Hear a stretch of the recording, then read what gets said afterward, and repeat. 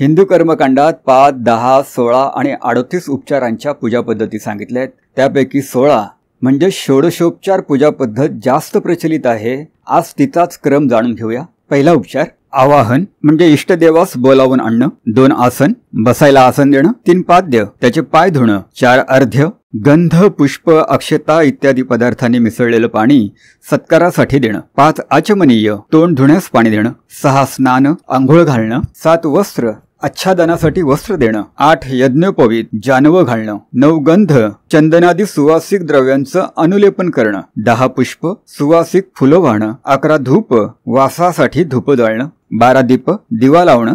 13 नैवेद्य, खाण्याचे पदार्थ देणं। 14 नमस्कार, पाया पडणं। 15 प्रदक्षिणा, उजव्या बाजूकडून सभोवती फिरणं। आणि 16 विसर्जन म्हणजे रजा देणं।